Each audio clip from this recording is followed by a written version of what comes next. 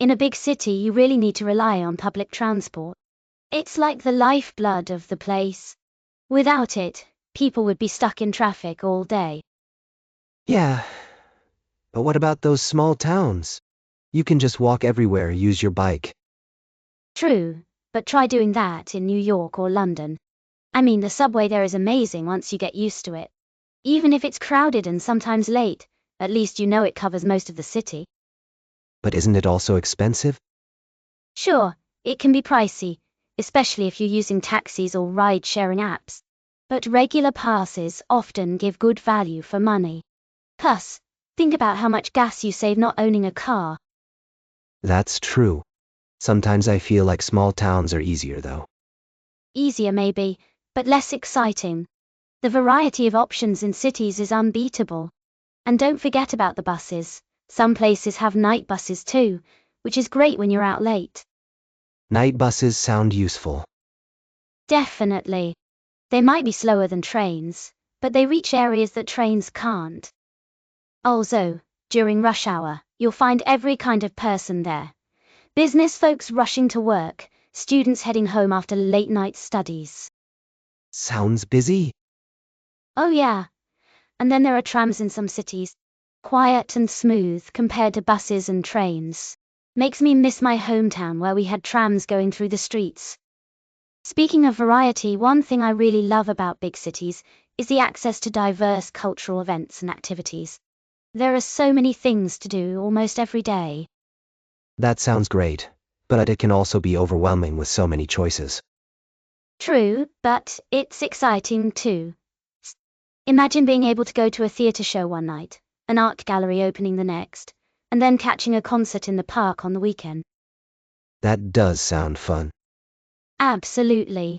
In smaller towns, you might not have as much variety. Big cities offer everything from classical music concerts to avant-garde performances. And there are always festivals happening, food festivals, film festivals, book fairs, the list goes on. I guess it depends on what you're into. Definitely. But even if you're just out walking around, you might stumble upon street performers or pop-up markets that add to the city's vibrancy. Plus, museums and historical sites are usually plentiful and well maintained. I've heard some of those places can be quite crowded though. They can be, especially during peak tourist seasons. But it's worth it for the experience. And let's not forget about community events like free outdoor movies or public lectures by renowned authors and thinkers. Free outdoor movies sound cool. Right?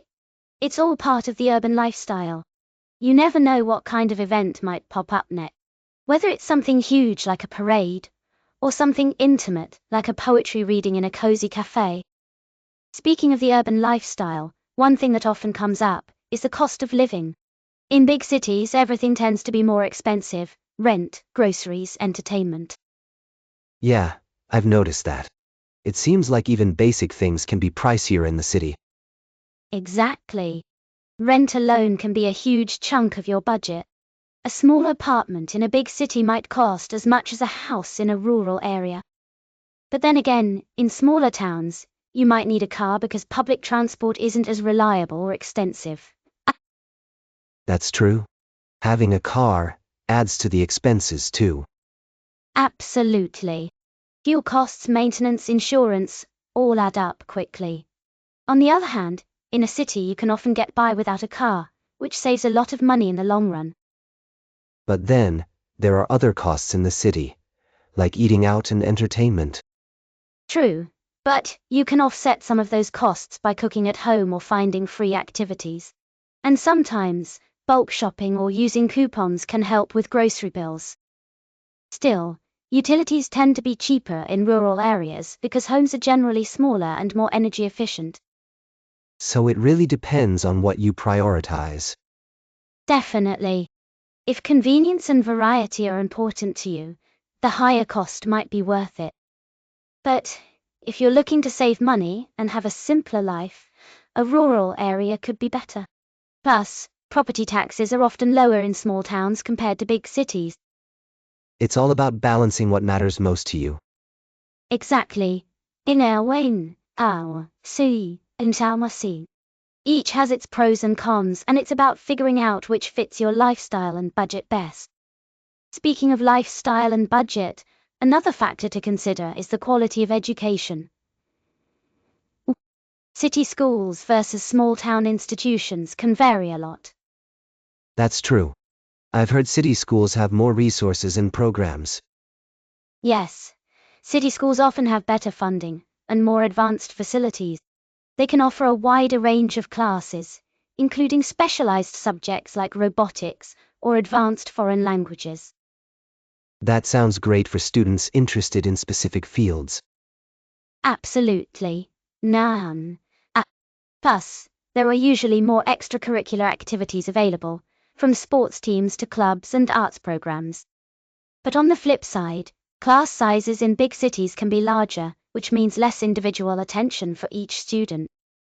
Larger class sizes could be challenging. Indeed. In contrast, small-town schools typically have smaller class sizes, allowing teachers to focus more closely on each student. This personalized approach can be very beneficial, especially for kids who need extra help or guidance. It seems like small towns might offer a more nurturing environment. They definitely can.